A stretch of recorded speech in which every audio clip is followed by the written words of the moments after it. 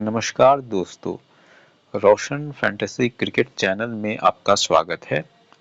दोस्तों, इस वीडियो में हम बात करेंगे 5वें वीमेंस आईपीएल मैच के बारे में, जो कि कल खेला जाएगा। समय वही रहेगा शाम के 7:30 बजे। वेन्यू वही रहेगा वडोदरा का कोटंबी स्टेडियम। मैं फोर्थ मैच का वीडियो किसी कारण से नहीं बना पाया था, बट मैं कोशिश करूंगा कि आने वाले सारे मैचेस के वीडियोस में बनाऊं। तो अपडेट्स जानने के लिए सारे मैचेस के और एक अच्छी टीम बनाने के लिए चैनल को सब्सक्राइब कीजिएगा और इस वीडियो में बने रहिएगा। ये 5वां मैच होने वाला है वीमेंस आईपीएल सीरीज का 2025 का, और कल शाम को खेला जाएगा 7:30 बजे। अगर हम कुछ प्लेयर परफॉर्मेंस की बात करें और ड्रीम टीम प्रिडिक्शन की बात करें, तो यहाँ पे विकेट कीपर सेक्शन में बी मुनी है और वाई भाटिया हैं। यस्तिका भाटिया का जो पहला मैच हुआ था 15 फरवरी को, उसमें 11 रन बनाया था इन्होंने। ओपनिंग करा था एच मैथ्यूज के साथ। इस मैच में भी उम्मीद है कि ओपनिंग करेंगी एच मैथ्यूज के साथ, और जो 11 रनों की पारी खेली थी उन्होंने, तो बहुत अच्छे फॉर्म में नहीं दिखे थे। वहीं अगर हम बी मुनी की बात करें तो गुजरात की तरफ से ये भी ओपनिंग करने आती हैं लौरा वोलवार्ट के साथ।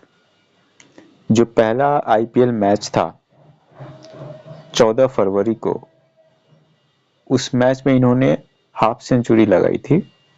बहुत अच्छी पारी खेली थी। हालांकि जो दूसरा मैच हुआ था 16 फरवरी को, उसमें ये 0 पे आउट हो गई थी।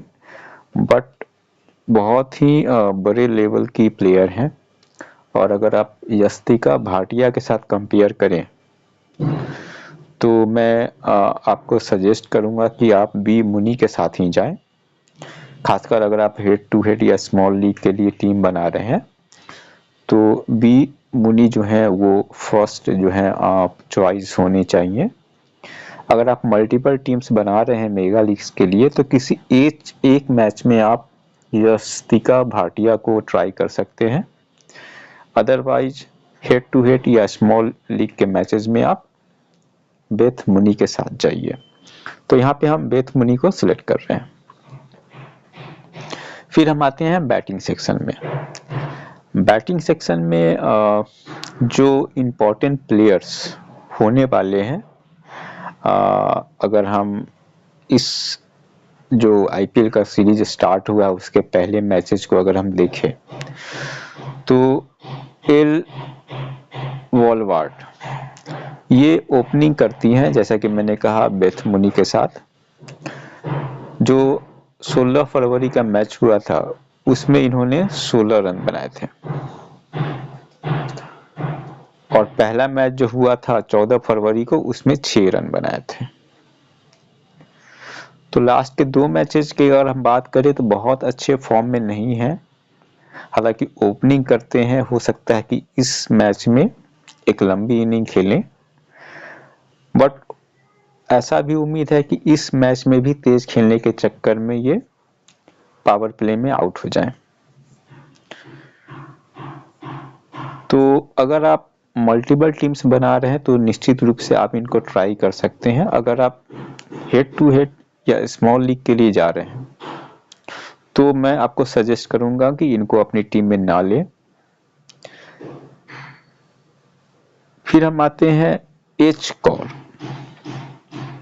एच कौर ने अच्छी पारी खेली थी 42 रनों की 15 फरवरी को जो मैच हुआ था मुंबई का, तो अच्छे फॉर्म में दिखे थे, और तीसरे या चौथे नंबर पे हो सकता है कि बैटिंग करनी आई इस मैच में भी। तो एच कौर को आप ले सकते हैं। एच कौर के बाद हम आते हैं डी हेमलता। डी हेमलता जो है वो बहुत अच्छे फॉर्म में अभी तक नहीं दिखी हैं। 16 फरवरी को 0 पे आउट हुई। 14 फरवरी के जो पहला मैच था उसमें 4 रन पे आउट हुई। तो हालांकि सेकेंड डाउन बैटिंग करने आती हैं,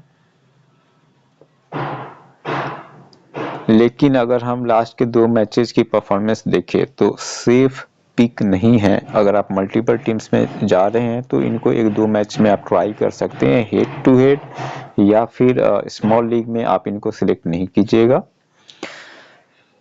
एच देओल की बात करें तो हरलीन देओल ने 16 फरवरी वाले मैच में 34 रन बनाया था इन्होंने, ठीक है। एशली गार्डनर के बाद इनका बैटिंग नंबर आया था। गार्डनर ने 52 रन्स बनाए थे और इन्होंने 34 रन्स बनाए थे। अब उस मैच 16 फरवरी का जो मैच हुआ था उसमें ये हुआ था कि बेथ मुनी 0 पे आउट हो गई। लॉरा वोलवार्ड जो है वो 22 रन पे आउट हो गए। तो इन्होंने हरलीन देओल ने एशली गार्डनर के साथ एक पार्टनरशिप करी। एशली गार्डनर ने 52 रन्स बनाए, हरलीन देओल ने 34 रन्स बनाए। उसके बाद फिर डी डॉटी ने 33 रन्स बनाए। तो यहाँ पे ये भी हो सकता है कि इस मैच में लॉरा वोलवार्ड जो है एक लंबी पारी खेल दे बेथ मुनी के साथ, तो फिर हो सकता है कि हरलीन देओल को बैटिंग का मौका न मिले। लॉरा वोलवार्ड और बेथ मुनी एक लंबी पारी खेल दे और फिर उसके बाद जब डी हेमलता आए तो ये भी ठीक ठाक पारी खेल दे। तो अगर आप मल्टीपल टीम्स बना रहे हैं किसी ग्रैंड लीग के लिए तो आप किसी एक टीम में भी बेथ मुनी, लॉरा वोलवार्ड को लीजिएगा, डी हेमलता को लीजिएगा, हरलीन देओल को ड्रॉप कर दीजिएगा।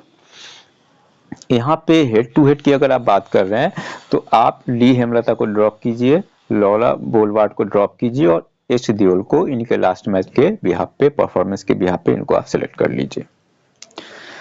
फिर हम आते हैं एक और को आप बहुत अच्छा, मैं पिक इनको नहीं कहूंगा, तो इनको आप ड्रॉप कर सकते हैं। तो यहाँ पर अभी हमने लिया है एच कौर को और हरलीन देओल को। फिर हम आते हैं ऑलराउंडर सेक्शन में।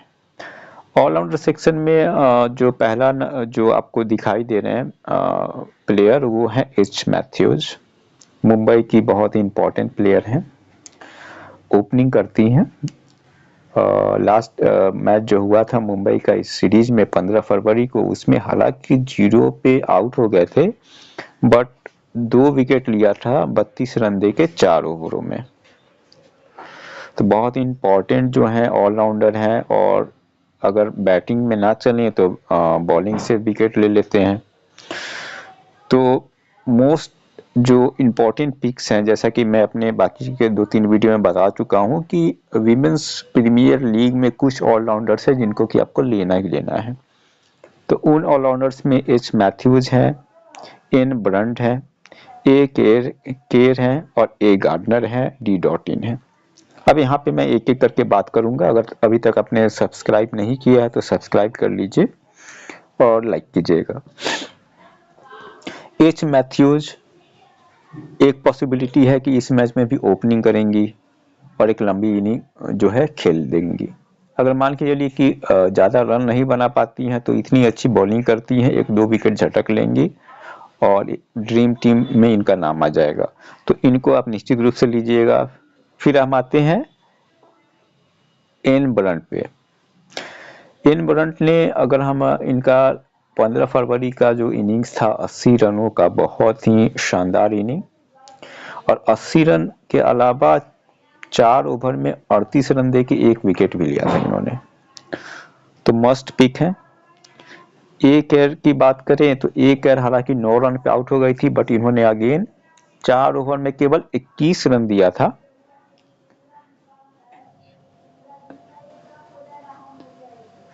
चार ओवर में केवल 21 रन दिया था और 2 विकेट लिए थे। 2 विकेट, 21 रन और 4 ओवर। तो अगेन ना तो बैटिंग से नहीं अगर इनका चल पाया तो इन्होंने 2 विकेट ले लिए थे। इंपॉर्टेंट, इकोनॉमी भी अच्छी थी तो अगेन जो है मोस्ट इम्पॉर्टेंट पिक्स में से एक है। ए गार्डनर बहुत अच्छे फॉर्म में है और 16 फरवरी वाले मैच में शानदार 52 रन बनाया था, फिर 2 विकेट लिए थे। वहीं अगर पहला जो मैच था उसमें भी 79 रन्स और 2 विकेट, तो back to back 2 half century इस विमेंस जो प्रीमियर लीग है उसमें ए गार्डनर के नाम पे है। मतलब 2 मैच खेले हैं गुजरात ने, दोनों में ए गार्डनर ने हाफ सेंचुरी लगाई और 2-2 विकेट लिए हैं। तो मेरे ख्याल से इतना अच्छा परफॉर्मेंस तो किसी ऑलराउंडर का होगा नहीं इस सीरीज में। तो अगेन जो है मोस्ट इम्पॉर्टेंट पिक है। Same goes for D dot in ने अगर हम 14 फरवरी वाले मैच की बात करें तो 25 रन बनाए थे, 1 विकेट लिया था। अगर हम 16 फरवरी वाले मैच की बात करें तो 33 रन बनाए थे, 2 विकेट लिया था। तो इनका जो कंट्रीब्यूशन है बैट के साथ बॉल के साथ दोनों मैचेस में रहा है, तो अगेन इम्पॉर्टेंट पिक है। तो ये जो 5 सिलेक्शन है इनको आप जरूर से लेकर के जाइएगा। फिर हम आते हैं बॉलिंग सेक्शन में। अब बॉलिंग सेक्शन में कुछ जो है कॉम्बिनेशन है वो आप चेंज कर रोटेट कर सकते हैं, चेंज कर सकते हैं। सबसे पहले हम आते हैं एस इस्माइल।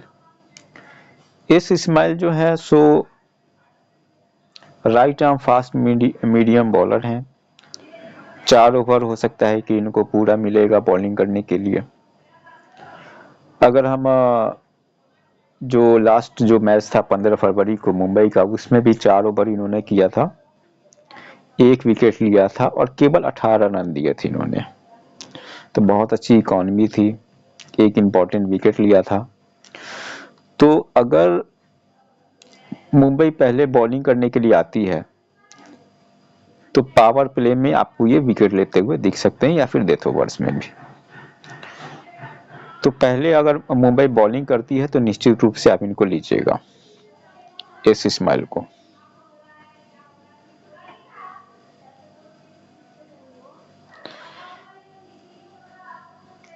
अब हम बात करते हैं एस इशाक। एस इशाक जो है वो स्पिन बॉलर हैं और 15 फरवरी के मैच में भी 3 ओवर में विकेट नहीं मिला था, थोड़े से पिटाई हो गई थी इनकी बॉलिंग पे। तो मैं यहाँ पे अगर आप मल्टीपल टीम्स बना रहे हैं, 5, 7, 10 टीम बना रहे हैं और मुंबई सेकेंड डाउन जब अगर बॉलिंग करने आती है तो आप इनको ट्राई कर सकते हैं सेकेंड डाउन में, यानी कि सेकेंड अगर मुंबई बॉलिंग करती है तो। अगर अदरवाइज अगर मुंबई पहले बॉलिंग करती है तो आप एस इस्माइल के साथ जाइए, एस इशाक को आप ड्रॉप कर सकते हैं। अगर मुंबई सेकेंड में बॉलिंग करने आती है तो आप निश्चित रूप से इनको भी ले सकते हैं। टी कन्वर जो है बहुत अच्छे फॉर्म में नहीं दिखे, आप इनको स्किप कर दीजिए। प्रिया मिश्रा की बात करते हैं। क्या ही इनकी बॉलिंग थी 16 फरवरी वाले मैच में, मैच विनिंग जो है बॉलिंग करा था इन्होंने, 4 ओवर में 25 रन और 3 विकेट। बहुत ही बढ़िया जो है बॉलिंग का प्रदर्शन किया था इन्होंने। स्पिन बॉलर हैं और जैसा कि मैं बता रहा था उस 16 फरवरी वाले मैच में सेकेंड बॉलिंग करते हुए उन्होंने ये कारनामा किया था। तो इनके इस प्रदर्शन पे आप डेफिनेटली इनको लेकर के जाइएगा। और अगर अगेन गुजरात सेकेंड बॉलिंग करने आती है तो किसी एक टीम में इनको कैप्टन या वाइस कैप्टन भी बना दीजिएगा। अगर गुजरात पहले बॉलिंग करने आती है तो आप जो है के गौतम को भी ट्राई कर सकते हैं। 4 ओवर मेरे ख्याल से इनको मिलेंगे, पावर प्ले में बॉलिंग करते हुए दिख सकते हैं। लास्ट मैच में 4 ओवर में केवल 15 रन दिए थे और 1 विकेट लिया था। तो इकॉनमी तो इनकी प्रिया मिश्रा से भी अच्छी थी, विकेट 1 ही लिया था लेकिन 4 ओवर में केवल 15 रन दिए थे। तो के गौतम या प्रिया मिश्रा में से किसी एक को आप ले सकते हैं। अगर गुजरात पहले बॉलिंग करती है सेकंड बॉलिंग में प्रिया मिश्रा को डेफिनेटली ले सकते हैं, या फिर किसी मैच में आप दोनों को ट्राई कर सकते हैं। तो कुछ इस तरह से प्लेयर सिलेक्शन आपको करना है। 1-2 अगर चेंजेस होते हैं उस हिसाब से आप चेंज कर सकते हैं अपने टीम में। कैप्टन वाइस कैप्टन की बात करें तो जो सेफ ऑप्शंस होने वाली हैं, ए गार्डनर हैं, डी डॉटिन है, बी मुनी भी हो सकती हैं, या फिर एन बटंटी भी हो सकते हैं। इनमें से किसी एक को आप कैप्टन या वाइस कैप्टन आपकी टीम में बना सकते हैं। तो टीम सिलेक्शन कैसा लगा आपको कमेंट कीजिएगा, और अभी तक अगर सब्सक्राइब नहीं किया है तो सब्सक्राइब कर लीजिएगा। अगले वीडियो में फिर आपसे बात होगी। Thank you so much, bye bye.